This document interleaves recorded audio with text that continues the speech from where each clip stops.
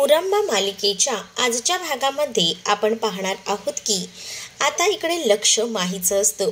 माही विचार करत असते की ही रमा आता अक्षयसोबत आतमध्ये जाते की काय, अशी भीती कुठेतरी माहीला असते. आणि अगदी तसंच झालेलं असतं. माही जी आहे ती आता रमा आणि अक्षयला पाहत असते, तर अक्षय इकडे असणाऱ्या रमाची काळजी व्यवस्थितपणे घेत असतो आणि रमाला म्हणत असतो की थांब, तुला ना मीच आतमध्ये तुला आता व्यवस्थित घेऊन जातो, तू अशी ऐकणार नाही. आणि असं बोलून तो तिला आतमध्ये घेऊन चाललेला असतो. त्याच वेळेला आता पुढे आपल्याला पाहायला मिळतं की माही हे सगळं काही पाहत असते. माहीला खरं तर हे सगळं पाहून राग येत असतो, पण करणार तरी काय, काही ऑप्शनच उरलेला नसतो. तर इकडे आता पुढे आपल्याला हे देखील पाहायला मिळतं की रमा जी आहे ती आता आतमध्ये आलेली असते. तर अक्षय तिला म्हणत असतो की काय झालं आहे रमा, चल ना. पण रमा म्हणत असते की थांबा, मी या सगळ्या लाईट्स वगैरे बंद करून येते, मग आपण आतमध्ये जाऊया.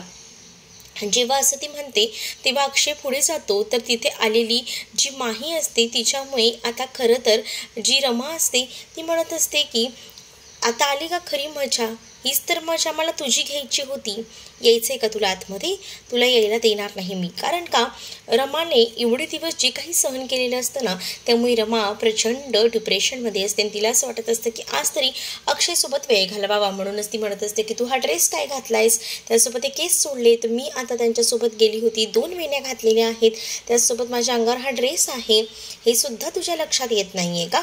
आणि त्याचसोबत त्यांनी माझ्याबरोबर आता भरपूर गप्पा मारल्यात, मग तुला टॉपिक तरी माहिती आहे का, तू काय बोलणार आहेस त्यांच्यासोबत, असं देखील आता ती म्हणू लागते. आणि दार तिच्या तोंडावर लावून घेते आणि त्यामुळे आता खूप जास्त आतमधून रडायला आता त्या माहीला येत असतं. कारण का तिला असं वाटत असतं की चला, आपल्यापासून आता हा बराच लांब गेलेला आहे आणि त्यामुळेच ती आता खूप जास्त टेन्शनमध्ये असते. तिला विचार करायचं असतं आणि ती म्हणत असते की आज मला ना काहीतरी करायचं मन करते, म्हणजे स्मोकिंग वगैरे. आणि म्हणूनच ती आता तिथे बॉक्स ठेवलेला असतो, तो पाहते आहे का नाही, तर तिथे बॉक्स असतोच. मग ती विचार करते की ही रूम कोणाची आहे, म्हणजेच तिथे आता ती पार्वती आजीच्या रूमच्या बाहेर असते. आणि म्हणूनच ती ठरवते की चला आता या रूममध्ये जाऊन नक्कीच आपल्याला काहीतरी भेटेल. आणि तिथे म्हातारी जी असते ती खरं तर पियतच बसलेली असते बियर. ती बियर पियायला बसलेली असताना तिचं लक्ष जे असतं ते नसतं, तिचा फोन वाजतो. म्हणूनच म्हातारी फोनवर बोलायला बाहेर निघून जाते. तीच संधी आता माही साधते आणि माही म्हातारीच्या रूममध्ये जाऊन आता ती बियर प्यायला सुरुवात करते. आणि जेव्हा आता ती बियर पिऊ लागते तेव्हा मात्र तिला कळत सुद्धा नाही की ती काय करत असते ती. पण आता हे सगळं करून झाल्यानंतर इतपत नाही, ती आता ती जी बॉटल आहे ना ती सुद्धा घेऊन तिकडनं गायब होते. तिला असं वाटत असतं की चला आपण जे आहे ना ते इकडनं लवकर निसटायला हवं. तर म्हातारी जेव्हा पुन्हा रूममध्ये येते तेव्हा पाहते तर काय, तिची जी बॉटल असते ना तीच गायब झालेली असते. ती विचार करते, अरे माझी तर बॉटल मी इथेच ठेवली होती, गेली कुठे आता, असा विचार ती करू लागते. कारण एका क्षणाला तिला समजतच नसतं की कुठे गेली माझी बॉटल. कारण का ती बॉटल जी आहे ती इथे माहीने गायब केलेली असते आणि माही जी आहे ती दारू पीत आता रूममध्ये आलेलीच असते. तर इकडे अक्षय पूर्णपणे रूम व्यवस्थित करत असतो आणि तेवढ्यातच रमा रूममध्ये येते. रमा आता बऱ्याच दिवसांनी आता या रूममध्ये आल्यानंतर तिला एकदमच छान वाटतं. तिच्या पूर्ण जुन्या आठवणी ज्या असतात ते तिच्या नजरेसमोर येतात. बऱ्याच दिवसानंतर ती ह्या रूममध्ये आल्यामुळे तिला एक वेगळंच फिलिंग येत असतं आणि त्यामुळे अक्षयला ती काहीच सांगू शकत नसते. अक्षय म्हणत असतो की रमा अशी काय तू एकदम नवीन आल्यासारखी. रमा म्हणत असते नाही हो, बोला ना काय झालं. तर त्याच वेळेला आता अक्षय तिला घेऊन चाललेला असतो आणि ज्यावेळेला अक्षय तिला आता आतमध्ये घेऊन जातो त्यावेळेला रमा अक्षयला म्हणत असते की तुम्ही काळजी करू नका, मी व्यवस्थित आहे. आणि त्याच वेळेला आता त्यांच्या गप्पा सुरू होतात.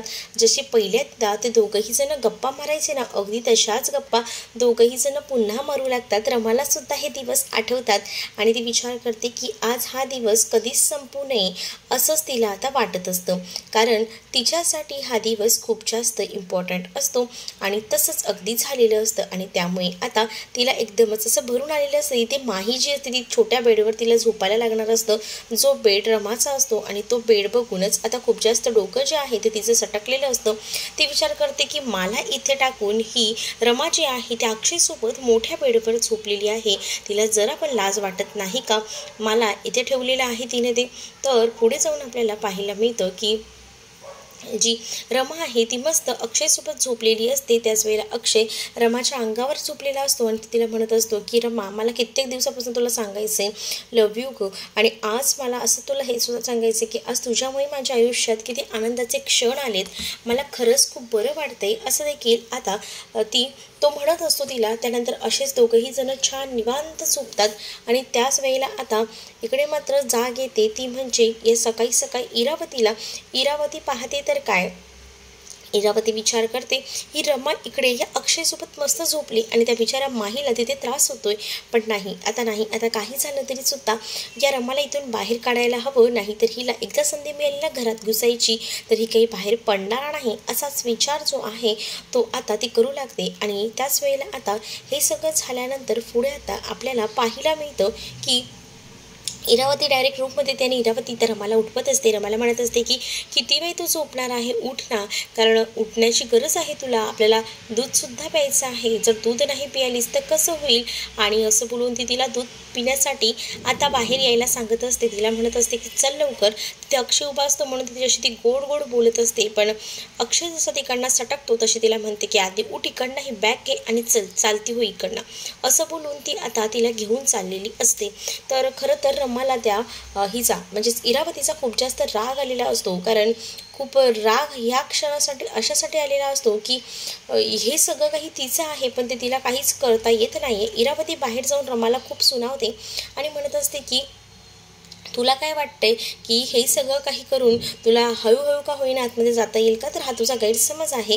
काही झालं तरी सुद्धा मी तुला आतमध्ये जाऊ देणार नाही, कारण इथे सगळ्यात जास्त माझी गरज आहे असं देखील रमा म्हणत असते. मग रमाला ती म्हणत असते की तुझी गरज आहे असं तुला वाटतंय का, तर मग ठीक आहे तू जाशील आतमध्ये, पण एक गोष्ट लक्षात ठेव, तू जरी आतमध्ये गेलीस ना तर मग तुला एवढं सुद्धा लक्षात असायला पाहिजे की तुला तुझ्या घरच्यांना भीक मागताना बघायचं आहे का. सगळीच जण रस्त्यावर येतील, ती म्हातारी आहे ना ती सुद्धा तुला भीक मागताना दिसेल, मग ठरव तुला काय करायचं आणि काय नाही ते, असं देखील आता ती बोलत असते. आणि ज्या वेळेला हे सगळं काही ती बोलत असते ना त्यावेळेला खरं तर आता कळतच नसतं की काय करावं. आणि त्यामुळेच आता रमा जी आहे ती शांत राहते, ते इरावतीला एकाही शब्दाने उलटून बोलत नाही. इरावती मात्र रमावर आवाज चढवत असते आणि म्हणत असते की जा पहिले आणि माहीला इथे पाठवून दे. तेवढ्यातच तिकडला रमा निघून गेल्यानंतर पार्वती आजी येते आणि पार्वती आजी एकदम डिस्टर्बमध्ये दिसते. त्यामुळे आता इरावती विचारते पार्वती आजीला की काय झालं आहे, तू एकदम वेगळी का दिसतेस. तर पार्वती आजी म्हणते मला कळत नाही आहे, माहीला ना या दारू पिण्याचे काय डोळे वगैरे लागलेत का, कारण रात्री ना माझ्या रूममधनं गायब झाली आहे बॉटल. हे ऐकल्यानंतर आता इरावतीला धक्का बसतो. इरावतीला समजून जातं की दुसरं तिसरं कोणी नाही तर नक्कीच ही माही पियालेली असेल. रमा जेव्हा आपल्या रूममध्ये पुन्हा येते तेव्हा पाहते तर काय पूर्ण रूममध्ये दारूचा सिगारेटचा वास असतो आणि त्यामुळे तिला खूप जास्त असह्य होत असतं. ती आता लगेच त्या माहीला उठवते आणि महिला म्हणते की जा तिकडे पटकन जा, नाहीतर प्रॉब्लेम करशील परत, आणि उठ पहिल्यांदा इकडनं माझ्या बेडवर ना काय अवस्था करून ठेवली पूर्ण घराची. आणि असं बोलून ती तिला उठवत असते. आणि त्याच वेळेला आता ती तिला सांगते की हे कपडे घे, हे कपडे घाल आणि तिकडे जा, मी आता आंघोळीला जाते, कारण नाही तर तू अशीच गेलीस ना तर प्रॉब्लेम होईल, त्यांना समजेल की तूच आहेस करून, जा पहिले उठ. आणि त्यानंतर आता माही जी आहे ती आपले केस वगैरे आवरते आणि लगेच तो ड्रेस घालते, कारण का तिला शुद्धसुद्धा नसते, एवढी दारू ती पियालेली असते रात्री.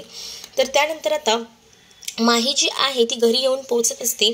तर इरावती तिला कसं बसं सावरायचा प्रयत्न करते, कारण आता इरावतीला सगळं सांभाळून घ्यायचं असतं. तिला दिसतं की नक्कीच ही दारू प्यायली असेल, ही मूर्ख मुलगी, हिला कसं समजत नाही, काय गरज होती हिला दारू प्यायची.